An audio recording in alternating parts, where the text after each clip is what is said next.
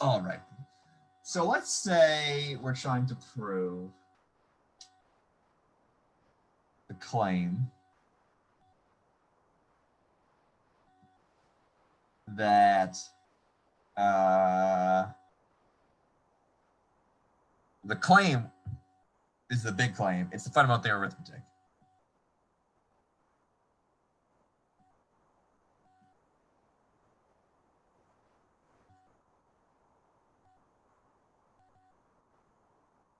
And here's where the fundamental theorem of arithmetic goes. This says that every natural number greater than or equal to 2 can be written as a product of primes.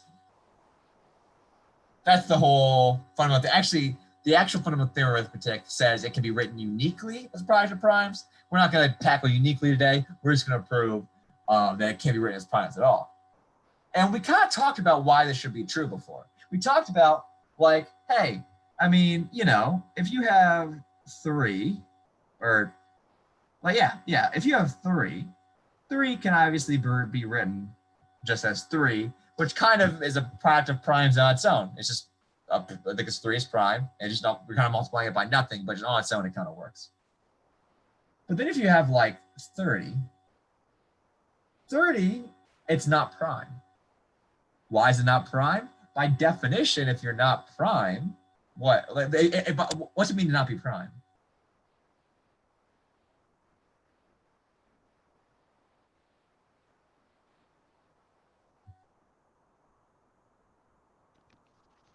So to not be prime, it has to be like divisible by something not of itself and 1. Exactly, right? So why is 30 not prime? It can be divided by 10. Yeah, 30 can be divided by 10, right? 30 equals 3 times 10. Okay, nice. We said that 3 is a prime. Is 10 prime? No. Why is that, Sava? It's because it can 2 and 5 multiplied to 10. Yeah. Because 10 equals just 2 times 5. So here's the idea kind of outlined before. The idea was just, if something's prime, well, then it's prime. So it can be written as itself, which is a product of primes kind of on its own. If it's not prime, well, then clearly, by definition, it can be broken into 2 smaller numbers.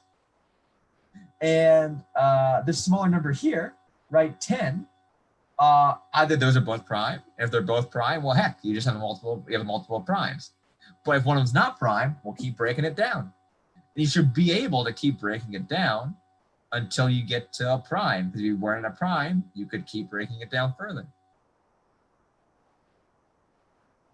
So that's the idea. And now let's talk about loosely how we might prove this. And notice this feels very induction-like, right? It's kind of like we're saying we can prove 30 is prime. Or sorry, we can prove 30 can be written as a product of primes because we know 3 and 10 can be written as a product of primes. There feels like, yeah. So stick with me for a second. I'm not going to write the formal claim. I hope you understand what I'm talking about. Actually, I'll write it. Formal. This is just saying that for all n and n, there exists a P1 through Pk in primes such that n equals P1 times P2 times P3 all the way up to Pk.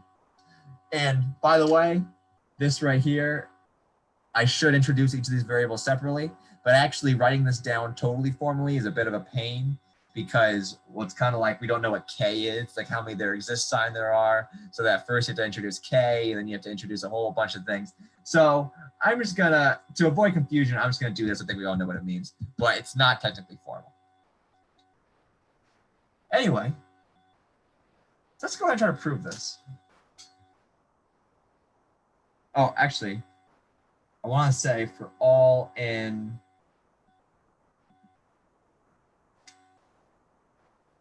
because it's not for all in, right? Because 1 can't be written as a product of primes. So we said for all numbers greater than or equal to 2. So for all in, I'll say in the set x and n such that x is bigger than or equal to 2. There we go.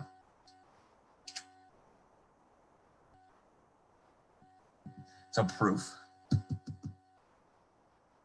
I'm going to say proof by induction. Not going to put weak or strong yet, because let's talk about what we need here. Proof by some kind of induction. Base case. So the idea that I want to explore to prove this is that, hey, like if we can show that 2 itself is a product of primes, right? 2 itself just equals 2. And 3 is a product of primes, it equals 3. But then 4, right? 4 all of a sudden is 2 times 2, right? 5 equals 5. 6 is 2 times 3. 7 is 7. 8 is 2 times 2 times 2. 9 equals 3 times 3. 10 equals 2 times 5. These are all the prime decompositions for each of these numbers going through. And here's the thing to notice, right?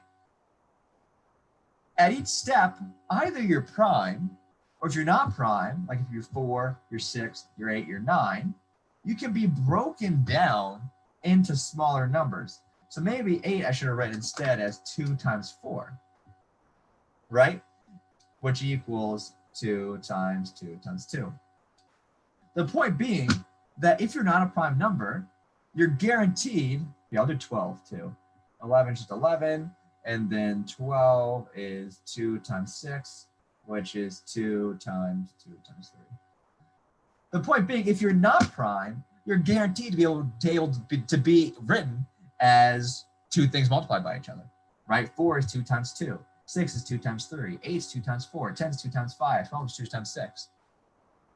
But because we have 2 things multiplied by each other, right?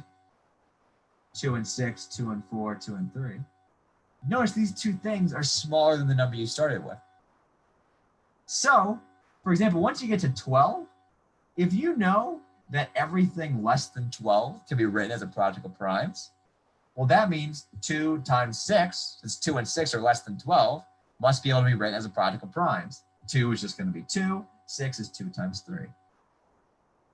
So once you get to any number, if you know all the numbers before that can be written as a product of primes, then it's guaranteed that that number can be written as a product of primes. Does that make sense?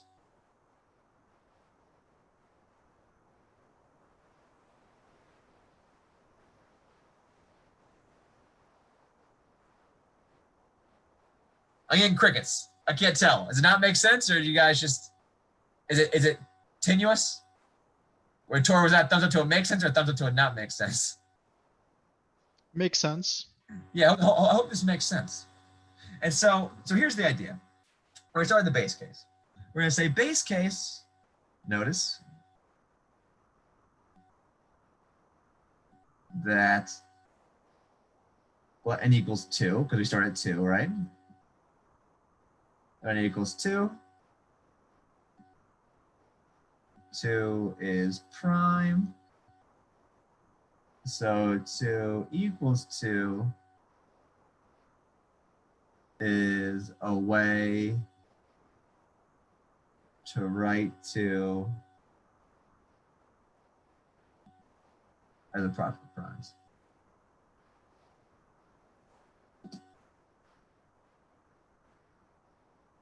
Real simple. 2 just starts off fine.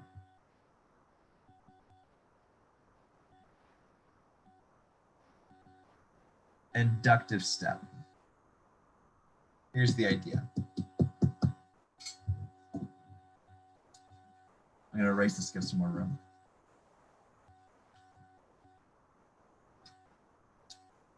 let's say we try to prove this with weak induction. If you this with weak induction, if we used weak here, then we'd want to show that for all n greater than or equal to, P of n implies P of n plus 1, where P in this case is, you can write it as a product of primes. So, i.e., we want to show that for all n greater than or equal to 2, if n can be written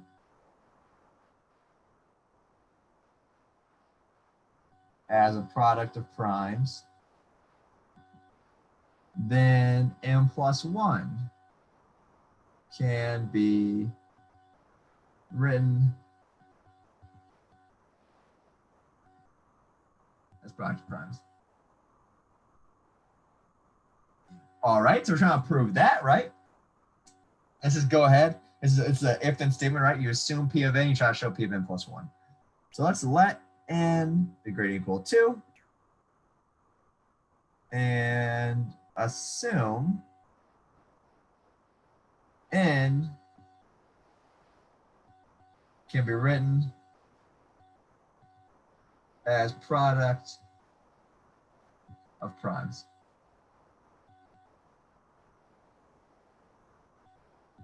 Thus, there exists a P1 out to Pk in the set of primes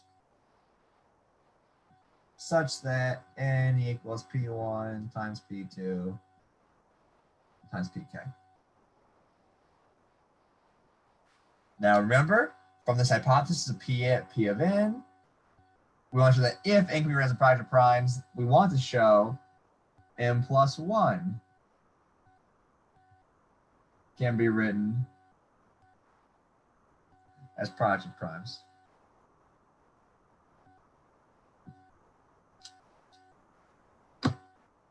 How can we do that?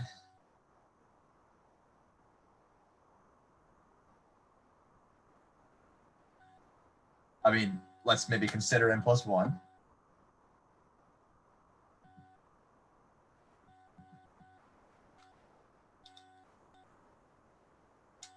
Here's the thing. If we know that n equals P1 times P2 all the way out to Pk for some primes P1 through Pk, can we say anything about n plus 1?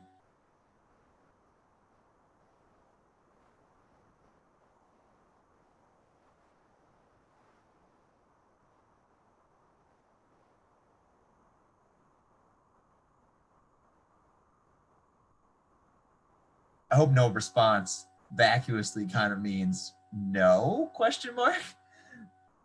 Because we can't, I mean, we do a proof in class actually saying that since we know P1 divides n, it won't divide n plus 1. Because P2 divides n, it won't divide n plus 1. So none of these primes will divide n plus 1. But we can't say anything about primes specifically dividing n plus 1. Because the whole idea of this proof that we want to capture is that we know n plus 1 is either prime or composite. If it's composite, it could be written as sum like a times b, where a and b are less than n plus 1. But we don't know that a and b are going to be n. A and b are going to be some number less than n plus 1, but it might not be n. It won't be n, in fact. And so knowing that n can be a product of primes, it can be written as a product of primes, is not enough to show that n plus 1 can be written as a product of primes. We need to know that every number less than n plus 1 can be written as a product of primes. Because once we know that, then we know a and b must be able to be written as a product of primes. Therefore, a times b, just put those products together and you have it.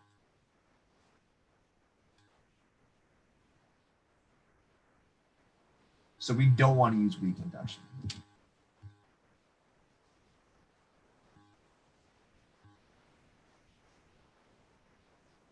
Because just knowing it works for n is not enough to know it works for n plus 1. We want to use nice strong induction. By strong induction. And for strong induction, we get to assume more. For strong induction, we want to show that for all n greater than or equal to 2, you still want to connect it to 2.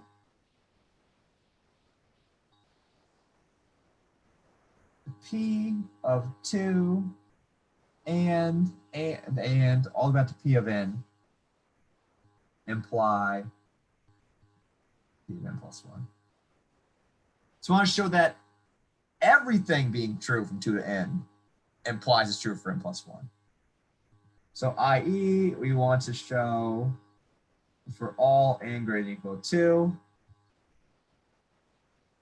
if every integer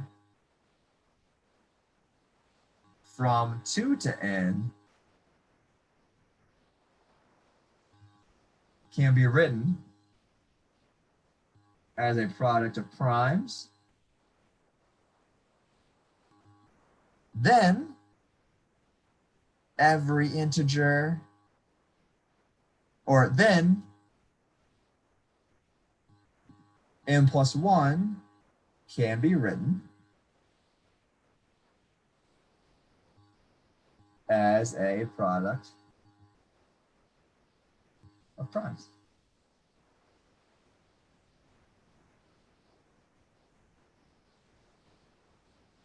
That's what we're trying to show.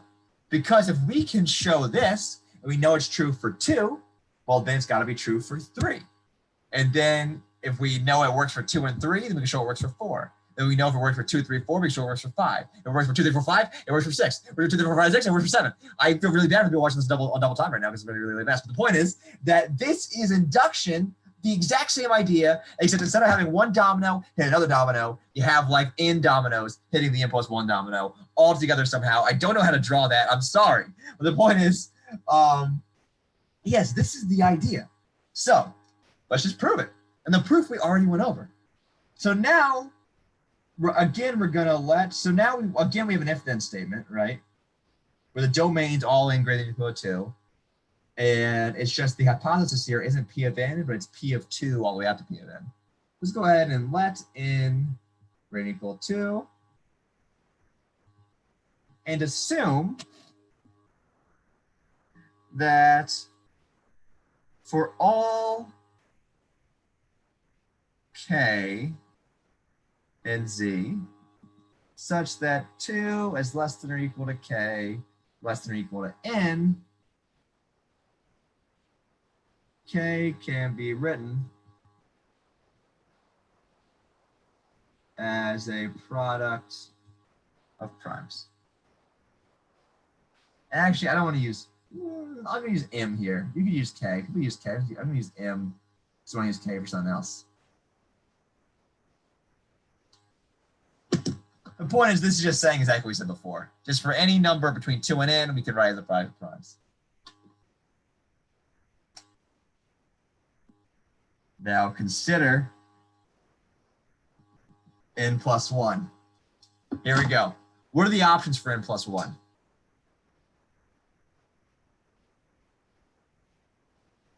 Like, for example, if we just, like we said 3 was an easy case, right? If we're trying to write 3 as a product of primes, what do you do? You write 3. You just write 3, right? If you're trying to write 5, just write 5. So what's the easy case? That n is prime. Yeah, if n plus 1 is prime. If we're talking about n plus 1 now, right? Yeah, so n plus 1 is prime, it's easy. So let's say, note. Actually, let's divide into cases. Either n plus 1 is prime or composite. So we'll divide into cases. And case 1 says, we're going to assume n plus 1 is prime.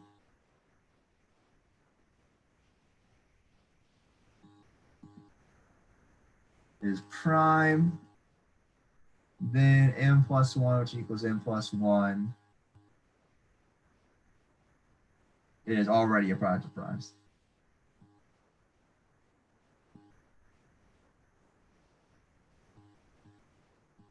A product of primes. That's the easy case. The harder case is if we assume n plus 1 is composite.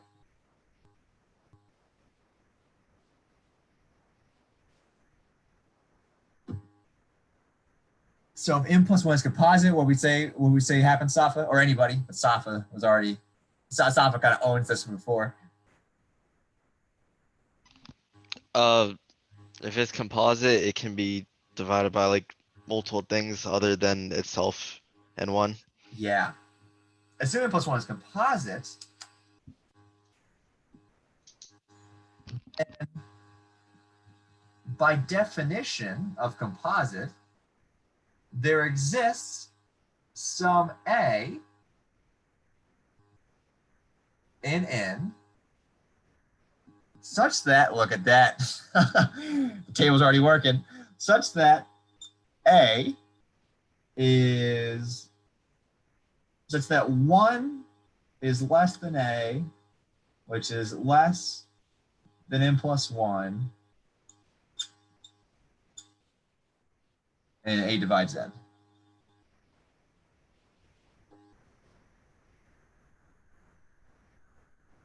Right? It just means a non-trivial divisor. Something divided that's not one in itself. Thus, N equals AB for some B and N by definition of divides.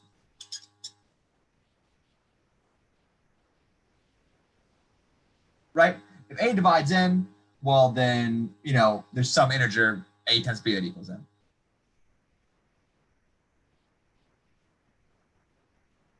Now here's the key. I guess further,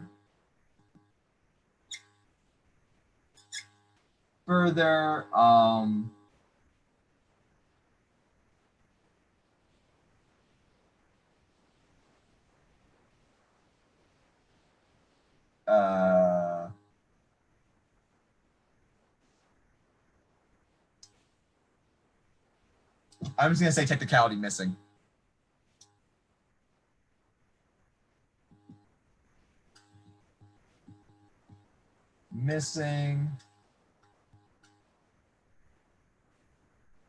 We need to show that 1 is less than B, less than N. And we can show that kind of easily.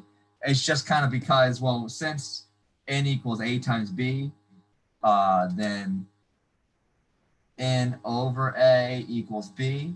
And because we know 1 is less than A or less than N plus, or N plus, sorry. Wait, I'm sorry. It's all N plus 1. What am I doing? We're trying to prove N plus 1 is, we know N plus 1 is composite, not N. So A divides N plus 1. Thus, N plus 1 equals AB for some B and N. Yeah. So we want this to be less than N plus 1.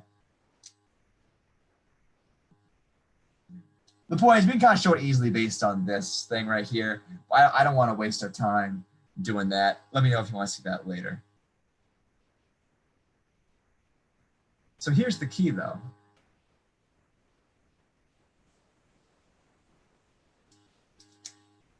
So now we need to show, yeah. So we're just going to assume that 1's less than B, less than A plus 1 like we want. Or maybe I should say 2 is less than equal to B. Yeah. The point is, N plus 1 equals, where did I write it? N plus 1 equals A times B, where both A and B are between 2 and N. And we're assuming that we know that everything less than N can be written as a product of primes, right? Everything between 2 and N can be written as a product of primes, right? That's the whole assumption. That's all the dominoes leading up to N plus 1. So thus, or I'll say therefore, because I already said thus, by induction, or by our assumption,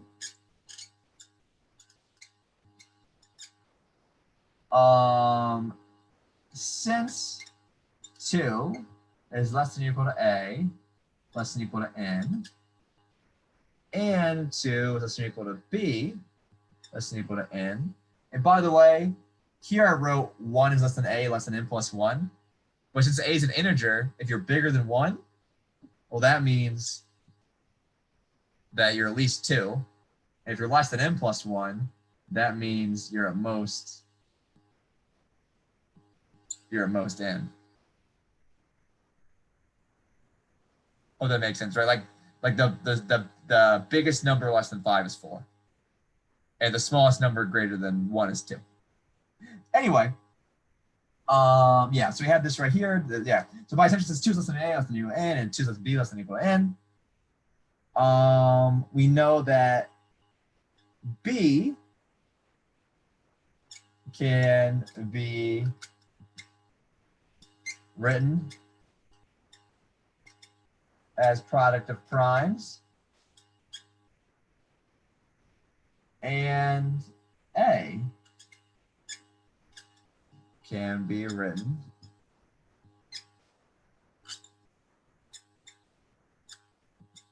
as product of primes. Hence, if we actually write them out, A equals P1 all the way out to PK for some primes P1 through PK, and B is Q1 times Q2 all the way out to QT for some,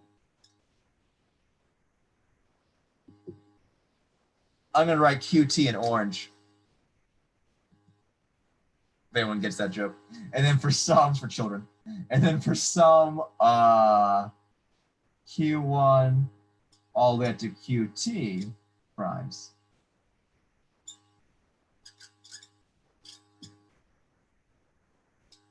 So we know that A can be written as this product of primes, P1 times P2 all the way to PK. And we know that B is this product of primes, Q1 times QQ all the way to QT. So how do we know that so how can we use it to show that M plus 1 is a product of primes?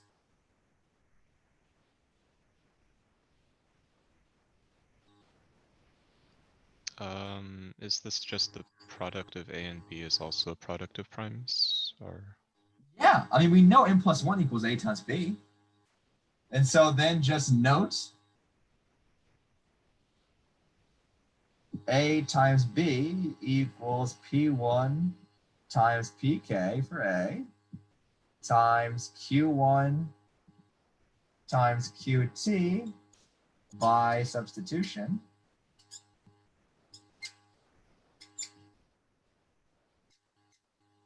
Thus, M plus 1 equals AB is a product of primes.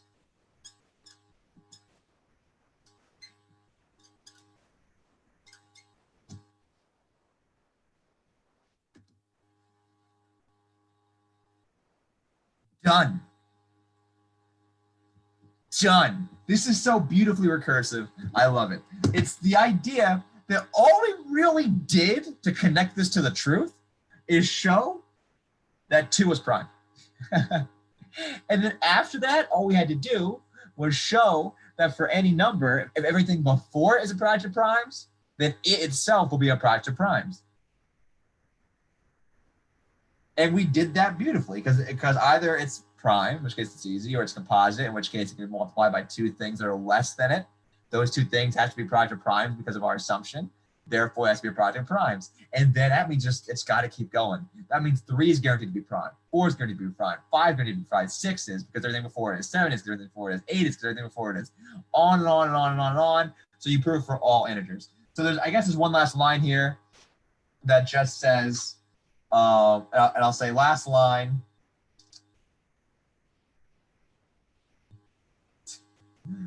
And it would say, therefore, by strong induction,